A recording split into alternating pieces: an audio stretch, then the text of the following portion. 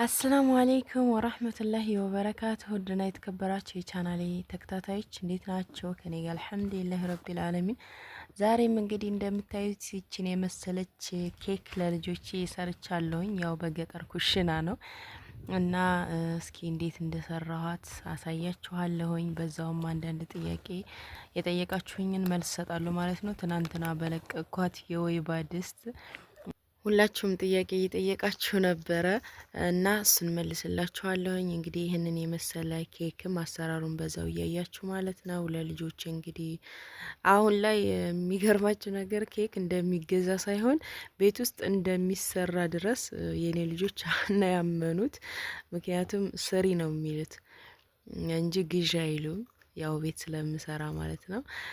እና እዚህ ጋር በአራት እንቁላል ነው የሰራሁት። እንደምታዩት ስኳር አንድ ኮፕ ስኳር እጨምራለሁኝ አራት እንቁላሉ ላይ። ከዛ ትንሽዬ ጨው ጨምራለሁኝ፣ ቫኒላ ጨምራለሁኝ። ከዛ በደንብ ሚክስ አድርገዋለሁ። ከዛ በኋላ ሩብ ኩባያ ደግሞ ዘይት ጨምርበታለሁኝ። እሱንም አንድ ላይ ፈሳሽ የሆኑትን ውህዶች አንድ ላይ ነው እዚህ ጋር ማቀላቀላቸው ማለት ነው። ከዛ ከዱቄቱ ላይ ደግሞ ደረቅ ደረቁን እንትን አንድ ላይ ነው ሚክስ ማደርገው። እዚህ ጋር አሁን በደንብ መትቼው እንቁላሉን ጨርሻለሁኝ። እንደምታዩት ዘይቱን መጨረሻ ላይ እንደዚህ ያደረኩትና አሁንም እመተዋለሁኝ። ከዛ በኋላ እኔ የምጠቀመው አሁን ፓውደሩን ወተት ነው። ፓውደሩ ወተት ካልሆነ ደግሞ እንትን ሞቅ ያለ ወተት ፈሳሹንም ወተት ካላችሁ እሱንም መጠቀም ትችላላችሁ። እንደነገርኳችሁ ሞቅ ያለ። እዚህ ጋር ጨው ጨምሬበታለሁኝ። ከዛ በደንብ አዋህደዋለሁኝ።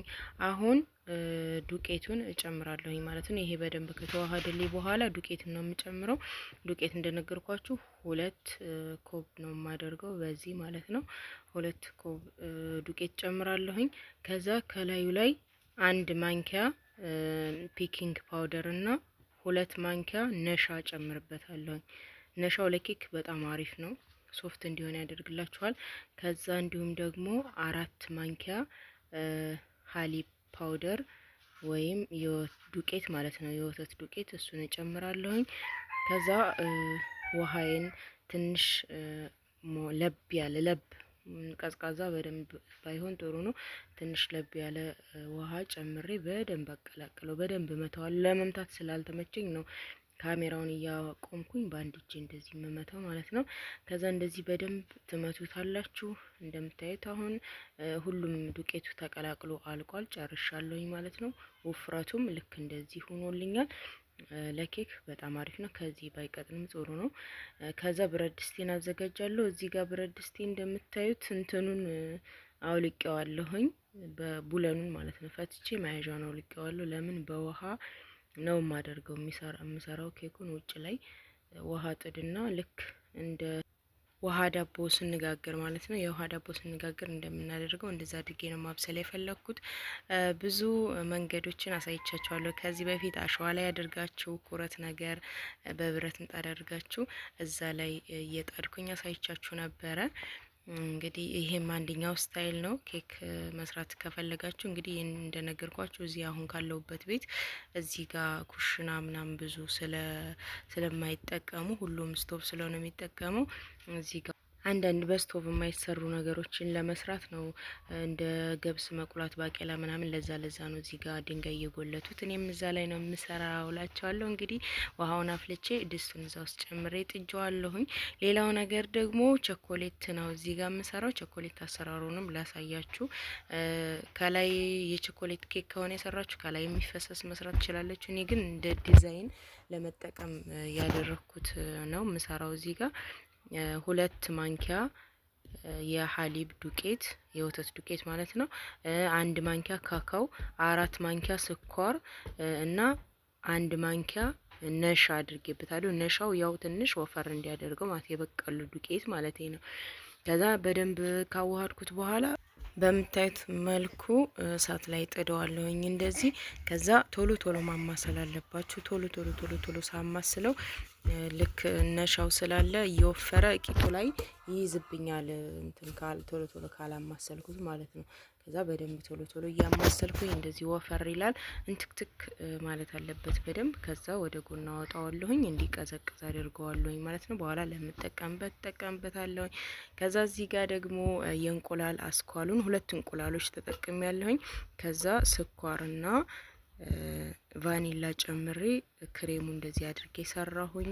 የክሬም አሰራርም እንግዲህ ከዚህ በፊት አሳይቻችኋለሁኝ ቻናሌ ላይ ያለ ያለምንም የካህረባ እቃ ማለት ነው። በቀላሉ በእጃችሁ እንደዚህ ተጠቅማችሁ ሰርታችሁ እንግዲህ ልጆቻችሁ መንደር ሂደው ራሱ ኬክ አይተው ከመጡ ታውቃላችሁ፣ እኛ ሀገር ላይ ሙስሊሙም ክርስቲያኑም አንድ ላይ ነው የሚኖረው እና ክርስቲያኖቹ ልደት ምናምን በሚያከብሩ ሰዓት እንደዚህ ሲያመጡ ልጆች ሲያዩ ቤት መጥተው ይጠይቃሉ እና ሄዳችሁ ከምትገዙ በቀላል ትንሽዬ ነገር ተጠቅማችሁ እንደዚህ ያደርጋችሁ ልጆቻችሁን ማስደሰት ትችላላችሁ። የትም ብትሆኑ ያው ገጠርም ብትሆኑ ማለት ነው። ነገሮችን ቀለል ለማድረግ ነው እንደዚህ የማሳያችሁ እንጂ በጎረቤት ምናምን ኦቨን አይጠፋም። እዛ መስራት ምናምን ይችል ነበረ። ነገር ግን ለእናንተ ትምህርት ይሆናችኋል። ይሄ ነገር ቀላል ነገር እንደሆነ ነው እያሳየዋችሁ ያሉት። ይችን የምታክል ቆንጆ ኬክ እናንተ ጠልባችሁ አዛችሁ እስከ 700 ብር 800 ብር ነው የምትገዙት ማለት ነው። አያችሁ። ስለዚህ እናንተ ደግሞ ቤታችሁ ንጹህነቱ የተረጋገጠለት 100% በቀላል ወጭ እናንተ ቤታችሁ መስራት ትችላላችሁ። ምክንያቱም አሁን 800 ብር ወይ 900 ብር አንድ ኬክ ከምትገዙ የዚህን ግማሽ ወጭ አውጥታችሁ ለሌላ ጊዜ እንኳን ቤታችሁ ልጆቻችሁ ቢጠይቋችሁ መስራት የምትችሉበትን ማቴሪያል ገዝታችሁ ለወደፊቱ ይሆናችኋል ማለት ነው። አሁን ማቴሪያሎቹን በጣም ቆይቻለሁ የገዛዋቸው ማለት ነው። እና እነሱን መጠቀም ትችላላችሁ። ፍሪጅ ውስጥ አስቀምጣችሁ ቀዝቃዛ ቦታ አስቀምጣችሁ ለብዙ ጊዜ መጠቀም ትችላላችሁ እና ማቴሪያሎቹም ይቆዩላችኋል። እናንተም ደግሞ በፈለጋችሁበት ሰዓት ብድግ ብላችሁ መስራት ትችላላችሁ። ኬክ ግን ከገዛችሁ ወጪም ከዛ በላይ ነው። ከእናንተ ማቴሪያሎችን ከምትገዙት በላይ ነው ኬክ የምትገዙት። ለዛውም ደግሞ አንዴ ተበልቶ በቃ ለሁለተኛ ጊዜ የሚተርፍ ነገር የለውም ማለት ነው። እና እንደዚህ አድርጋችሁ በቀላል መንገድ ኑሮ በዘዴ አሪፍ አድርጋችሁ መጠቀም ትችላላችሁ። ሌላው ነገር ደግሞ ጥያቄያችሁን መልስላችኋለሁ ብዬ ነበረ። ወይባ ጭስ ስንሞቅ ቅቤ መጠቀም ግዴታ ነው ወይ ብለኛለች አንዷ እህቴ። ግዴታ ነው። ለምን መሰለሽ? ሰውነታችን በጣም ያቃጥለናል ወዝ ከሌለው ማለት ነው። ቅቤ ከማትወጅ ከሆነ ደግሞ የወይራ ዘይት መጠቀም ይቻላል።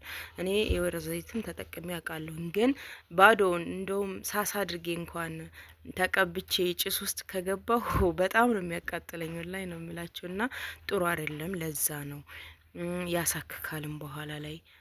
እና ደግሞ ሌላው ጥያቄ ምንድነው? ድስቷ ትሟሻለች ወይ? አትሟሽም። ዝም ብሎ እዛው ላይ እሳት ፉም ይደረግባታል። ከዛ የወይባው እንጨት ይደረግባታል። ሲጨስ ማሞቅ ብቻ ነው እንጂ እንደ ወጥ ድስት መሟሸት አይጠበቅበትም። ሌላው ጥያቄ ደግሞ ወይባና ወይራ ልዩነቱ ምንድን ነው ያላችሁ አላችሁ። አይገናኝም። በእርግጥ ወይራንም ለጭስነት እንጠቀመዋለን፣ ግን ወይባ ጭስ የተለየ ነው፣ ሌላ ነገር ነው። ልዩነት አለው ሁለቱ። ወይባ ነው የሚሆነው፣ ወይ ደግሞ ቆራስማ ማለት ነው። እንጨቱ ከታች ከገጠር አካባቢ ነው የሚገኘው እና በግዥ እንደዚሁም ደግሞ ገጠር ዘመድ ያላችሁ ምናምን እንደዛ ነው። አሁን እኔ ቤተሰብ ምናምን አምጥቶልኝ ነው። ነገር ግን ገዝቼም አውቃለሁ። ጊራና ገበያ ይመጣል፣ እዛ መግዛት ይቻላል። እርጥቡን ተገዝቶ ይመጣል። ከዛ ያ ተቆራርጦ በትናንሹ እንዳሳየዋችሁ ቪዲዮ ላይ በትናንትና ቪዲዮ እንደዛ ተደርጎ ይሞቃል ማለት ነው። ካልሆነ ደግሞ ከደረቀብን ደግሞ ውሃ ላይ ንክር አድርገን ነው እርጥበት መኖር አለ። ምክንያቱም ደረቅ ከሆነ ይነዳል፣ ከነደደ ደግሞ ተቃጠልን ማለት ነው። ጭሱ ጥሩ አይደለም። እርጥብ ማለት አለበት። እንዲሁም ኖርማሉ እርጥብ ተቆርጦ ከሆነ አሪፍ ነው። ካልሆነ ግን በውሃ ተነክሮ ራሱ ይሆናል። እና ይሄንን ይመስላል እንግዲህ። እርግጠኛ ነኝ ጥያቄያችሁን መልሻለሁ ብዬ አስባለሁኝ። ቪዲዮውንም እንደምትወዱት ተስፋ አድርጋለሁኝ። የዛሬው ቪዲዮ ይህንን ይመስል ነበር። ላይክ፣ ሼር፣ ሰብስክራይብ ማድረጋችሁን አትርሱ። በቀጣይ ቪዲዮ ተመልሼ እስከመጣ አላህ ሰላማችሁን ብዝት ያድርገው። ሀገራችንን ሰላም ያድርግልን። ሀሳብ አስተያየት፣ ጥያቄ ካላችሁ ስልክ ቁጥሬን አስቀምጣለሁ። እንዲሁም እቃ ማዘዝ የምትፈልጉ ቁጥሬን ከኮሜንት መጀመሪያ አስቀምጥላችኋለሁኝ። ወሰላሙ አሌይኩም ወራህመቱላሂ ወበረካቱ።